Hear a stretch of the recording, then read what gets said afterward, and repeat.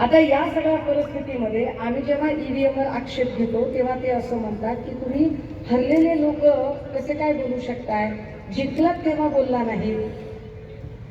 प्राचा sir, यहाँ पर बताया गया कि जब हारते हो तो ईवीएम पर ऑब्जेक्शन लेते हो, लेकिन जब जीतते हो तो ऑब्जेक्शन नहीं लेते हो।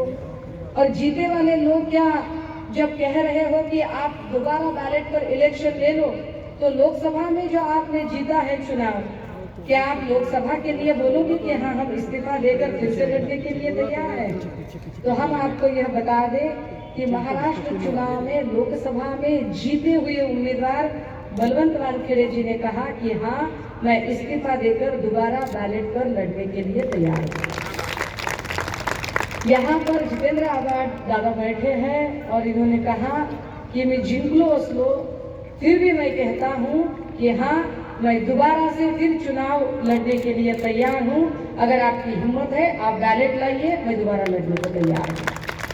शिवसेना यूबीटी के हमारे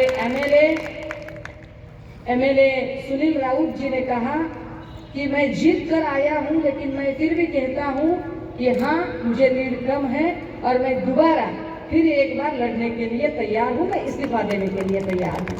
यानी कि बात हार जीत की नहीं है, ये पहले बात तय हो। अब दूसरा, वो कह रहे हैं कि आप ईवीएम पर क्यों इतना संदेह क्यों जता रहे हो, तो उनको बताना पड़ेगा कि हम ईवीएम पर संदेह क्यों ले रहे हैं। देखिए भाई, बीजेपी तो हिंदुत्ववादी पार्टी है, उठते बैठते खाते सोते पीते जागते हर बार वह हिंदुत्व का जिक्र कर रहे हैं। जय श्री राम जय श्री राम जय श्री राम जय श्री राम। राम कितने पता है इन लोगों को? क्या सही में इन्होंने राम जी का इतना अध्ययन किया है? अगर राम सही में आप लोगों को पता है, बीजेपी के अगर भक्तगण यहाँ पर है, चोरी छुपके कोई वीडियो बनाने वाले हैं तो वो भी सामने से वीडियो बनाए। यहाँ कोई इंटेलिजेंस पोल का कैमरा इधर से चल रहा था, अगर वो है तो जरा सामने आकर रिकॉर्ड करें, ऐसे कोने में बैठकर रिकॉर्ड ना करें। हम आपको बताना चाहेंगे कि अगर आप कहते हो कि अगर आप श्री राम श्री राम श्री राम बोल रहे हो, तो प्रभु श्री राम का जो रामायण है, जो राम कथा है, उस प्रभु श्री राम के रामायण में कहा गया कि किसी एक क्ष व्यक्ति ने संदेह जताया। हम जानबूझकर बहुजन जातियां बदनाम नहीं करना चाहते। किसी एक क्ष व्यक्ति के कहने पर संदेह उसने जताया और सीता मैया को अग्नि परीक्षा देनी पड़ी। हिंदुत्ववादी इस बात को मानते हैं कि एक ने भी संदेह लिया तो सीता मैया ने अग्नि परीक्षा दी। अगर इस रामायण को आप सारे हिंदुत्ववादी मानते हो तो हमारी बस इतनी सी विनती है कि यहाँ कोई एक व्यक्ति नहीं बल्कि भारत की करोड़ों करोड़ों आबादी यहाँ पर संदेह जता रही है, तो आप ईवीएम पर क्यों अड़े हुए हैं? आपको बताना पड़ेगा। तो डिबेट में कुछ बीजेपी के लोग थे, केशव उपाध्याय वगैरह सारे लोग थे, तो केशव उपाध्याय कहने लगे आणि कुछ छोटे मोटे असे चंगूर मंगूर पण आहेत काही, तो ते चंगूर मंगूर लल्लू पंजू वो कहते हैं अरे तुम्हाला कळतं का नहीं, बोले सुप्रीम कोर्ट ने खारिज कर दिया आपका पिटीशन।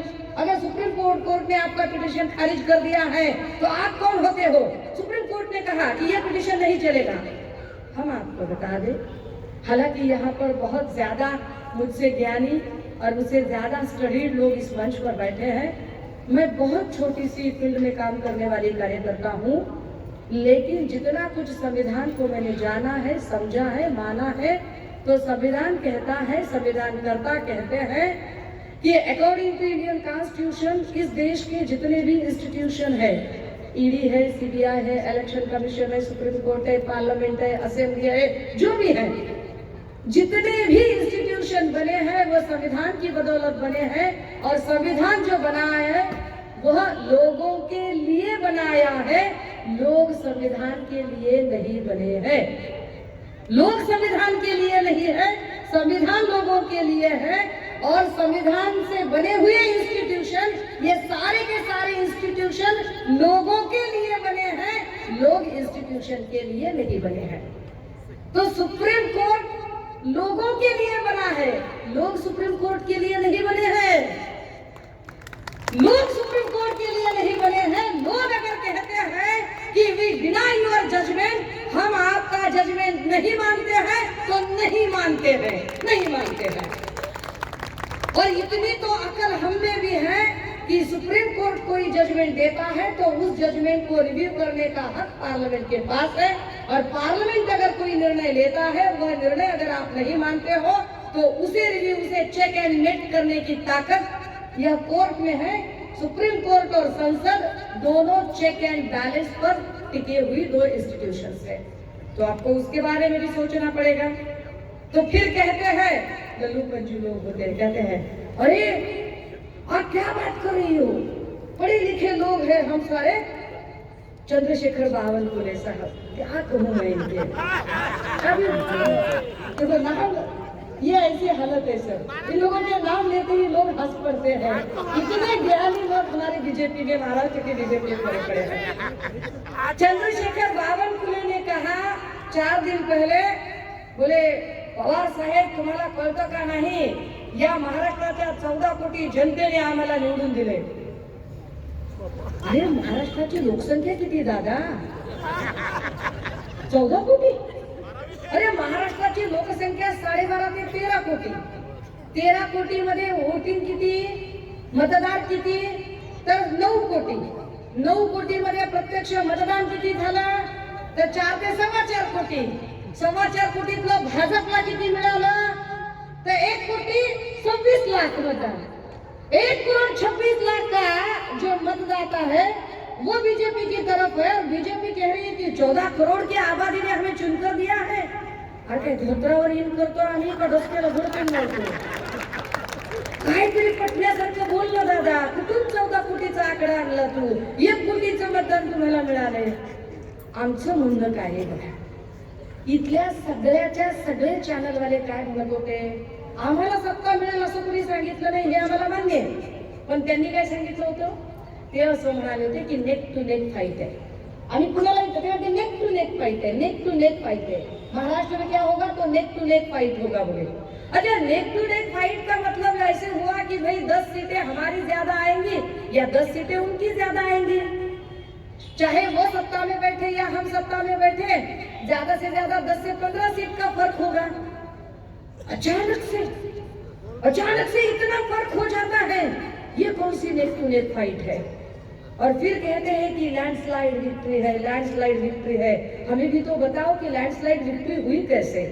वहां छत्रपति शिवराय का पुतला गिरा, यहाँ हमारे आवार दादा बैठे हैं, उनके जिले में, थाना में, बदलापुर में 3 साल की बच्ची के साथ कुकर्म हुआ। कहाँ, किस तरह से यहाँ कपास और सोयाबीन के जो सारे किसान थे वो परेशान थे, खेत खलिहानों में लोग परेशान थे, कैसे लैंडस्लाइड विक्ट्री हो सकती थी। लेकिन फिर भी बोले जा रहे कि लैंडस्लाइड विक्ट्री है, हमारी समझ में नहीं आया। अब हम बोल रहे हैं कि नहीं भैया, आपको तो ये ईवीएम पर साबित करना पड़ेगा, तो बोल रहे ईवीएम की क्या जरूरत है। बोलते हैं कि टेक्नोलॉजी में हमारा देश सबसे आगे है, तुम हमें पीछे क्यों लेकर जा रहे हो। हम फिर समझाते हैं, ते म्हणाले आम्हाला कशाला मागे घेऊन जाता, आपण शिकलेली लोक, आता पुन्हा मागे जायचं का।